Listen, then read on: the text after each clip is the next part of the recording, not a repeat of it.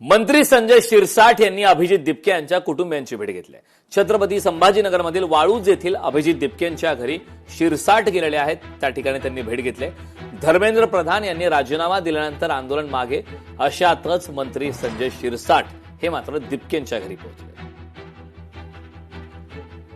राजकारण कोणत्याही प्रकारचं होऊ नये,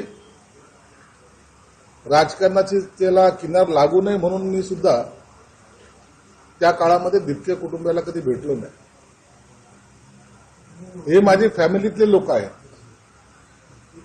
म्हणजे आमचं नातं असं जवळचं नातं आहे. माझी वहिनी असेल, ही असेल, हे बरोबरीचे आहेत.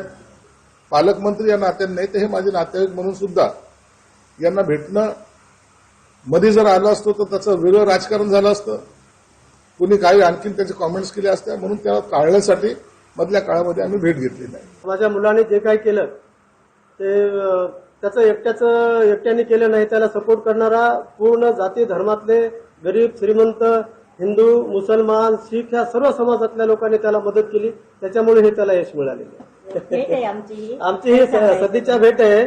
मी त्यांच्या मतदारसंघामध्ये 15 वर्ष काम केले. सगळ्याकडे मी एकही मागणी घेऊन गेलेलो नाही की माझी बदली इथं करा किंवा मला इथून तिकडे द्या किंवा मला माझं प्रमोशन करा.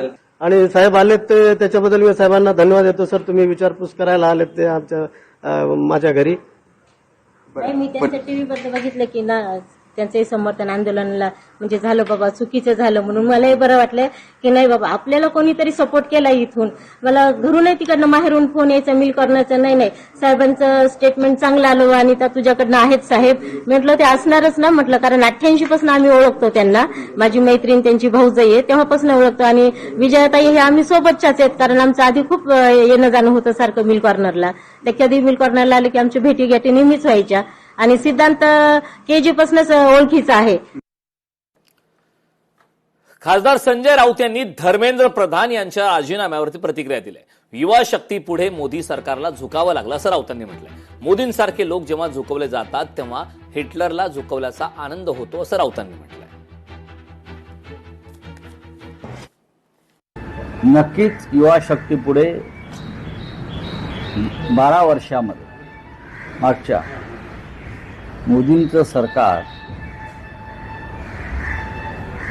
मोदीच्या सरकारला झुकावं लागलं, मागण्या मान्य कराव्या लागल्या. त्याच्यामुळे शेवटी नाही नाही नाही नाही शक्य नाही करत त्यांना युवा शक्तीच्या मागण्या, सर्व मागण्या मान्य कराव्या लागल्या आणि एका केंद्रीय मंत्र्याचा राजीनामा घ्यावा लागला. ह्याचा आनंद सगळ्यांना होणारच आहे. मनसे नेते संदीप देशपांडेंचं टी शर्ट चर्चेमध्ये आलंय. टी शर्टवर झुटलर लिहित हिटलरच्या रूपातला मोदींचा फोटो लावण्यात आलाय. झुटलर म्हणत संदीप देशपांडे यांनी नरेंद्र मोदी यांच्यावर टीका केली. यावरून आता नवनाथ बन यांनीही पलटवार केलाय. पाहूया. उठ दुपारी आणि घे सुपारी ही बिरुदावली उभाटा गटानं मनसेला दिली होती. संदीप देशपांडे याची आठवण आहे का तुम्हाला? आज तुम्ही पंतप्रधान नरेंद्र मोदीजींवर टीका करतायत. कोण हिटलर आहे, कोण झुटलर आहे हे सांगण्याच्या भानगडीत पडण्यापेक्षा आपला पक्ष आणि आपण झोलर आहोत हे एकदा मान्य करा. कुठलीही भूमिका न घेणं ही तुमच्या पक्षाची भूमिका आहे. मध्यंतरी बिनशर्ट पाठिंबा म्हणून उभाटा गटानंच तुमची खिल्ली उडवली होती, हे देखील तुम्ही विसरलात. त्यामुळे विनाकारण पंतप्रधान नरेंद्र मोदीजींवर टीका करण्यापेक्षा वरळीमध्ये आपलं डिपॉझिट जप्त झालं होतं, दादरमध्ये आपल्या पक्षाच्या नेत्याच्या मुलाचं डिपॉझिट जप्त झालं होतं, त्याकडे थोडं लक्ष द्या. लोकशाही मराठी ऐका, पहा, जागरूक रहा.